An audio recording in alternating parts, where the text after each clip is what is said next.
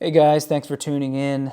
Today I'm going to be doing a 2,000 round review on my Defense Mk18.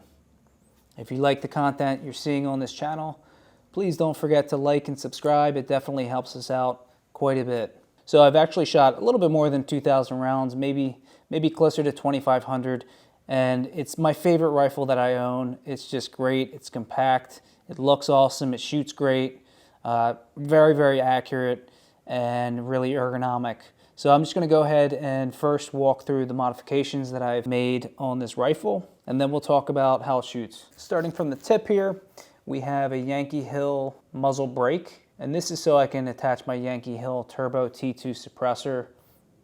Suppressor's been really good. It's a great suppressor if you're looking for something on a budget. I think it's around $450. So, you know, a great price. It does a really good job. I've had no issues with it. It definitely does a great job with making this thing a little bit more pleasant to shoot, a little bit quieter. So would definitely recommend the Yankee Hill Turbo T2. Next we have just a Magpul M-Bus pop-up sight on the front. It's really just a backup for me because I'm using the Holosun setup. Here on the side we have the Streamlight ProTac light there. Light's been fantastic. Have no issues at all, no need to upgrade from it. Plenty bright enough, definitely durable. The battery lasts a long time, so it's definitely a good light. You have a pressure pad there and then a button to keep it engaged or turn it off.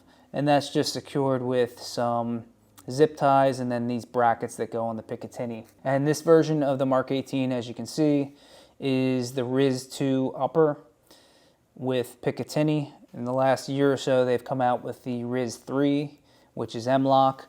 It's definitely sharp, but I do prefer the look of this Riz 2. I think it's just classic. It looks awesome. Here on the side of the Picatinny, I just have this rubber ladder grip there. This is just to help a little bit with the grip on the side of the Picatinny there, and it looks cool as well. Here on the bottom side of the upper, we have this Magpul hand stop.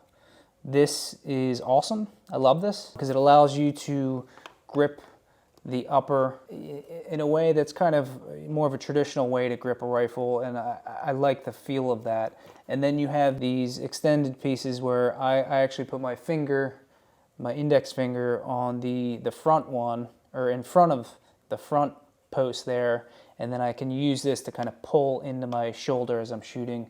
Find it to be really comfortable.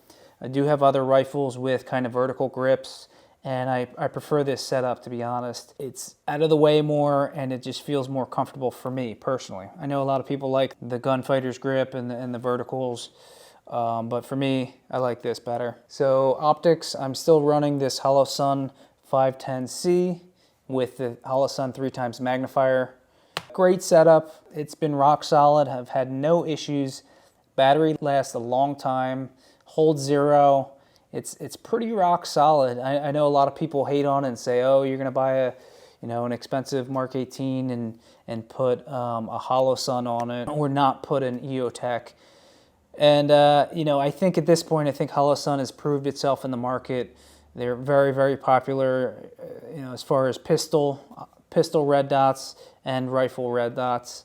Yeah, they're manufactured in China, and I get that kind of isn't ideal. I'd prefer American, but at a fraction of the cost, it's a pretty rock solid setup. Moving down to the bolt carrier group, we have the bootleg 4-position bolt carrier group. This is great. I got this because I wanted to mitigate some of the gas blowback when shooting suppressed with my suppressor. So I got this. It has 4 modes. It has suppressed, unsuppressed, and then 2 modes, kind of in-between modes in between those. And that in combination with the Radian Raptor here. This is the SD. Definitely been an improvement from the stock bolt and the stock charging handle. I will say, shooting outside, if you're only shooting outside, I didn't really have issues with gas blowback shooting outside. It wasn't a problem blowing back in my face or in my eyes that much. It was more so when I was doing indoor range stuff. You're shooting in those tiny cubicles and the gas is just blowing right in your face.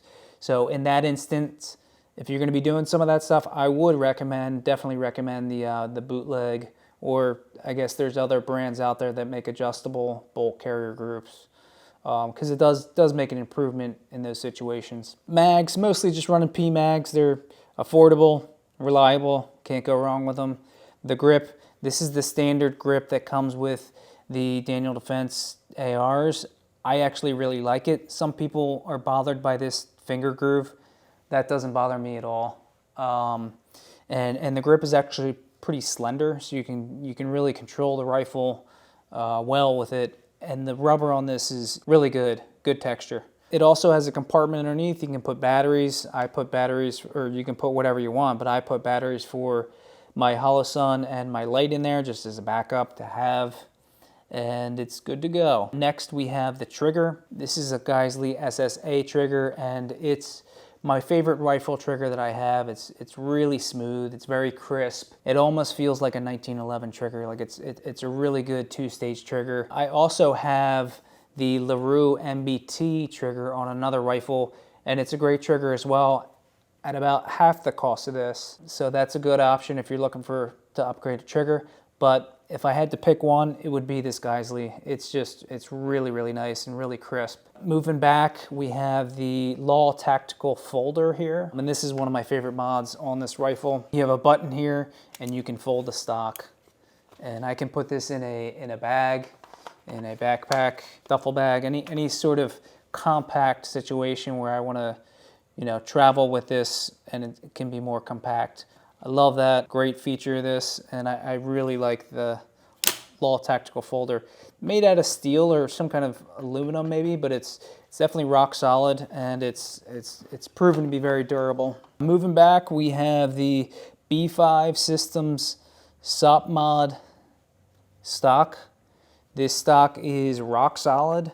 There's really no wiggle or wobble. It's got a really solid rubber textured butt to it, and it's good. It's thick. You get a good cheek weld when you're shooting, and you have adjustments to 4 different positions. Probably my favorite stock for ARs is this B5 Systems SOP-Mod stock. It's really good. They have the enhanced version, which is actually thicker than this.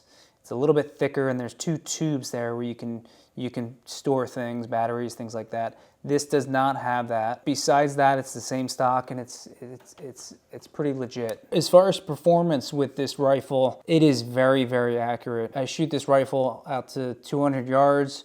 I'd shoot it further if I had ranges that had further distances, but where I live, they don't. 200 is kind of the farthest I can find close by. The gun is extremely accurate. As far as reliability, I've had one malfunction with this rifle ever, and that's when I was shooting. It was 5 degrees outside and snowing. I did have one malfunction, and it was because the ammo in the mags was stuck together because it was frozen. So I don't want to blame the rifle on that. So other than that, the gun has been 100% reliable. Feeds everything that I put in this.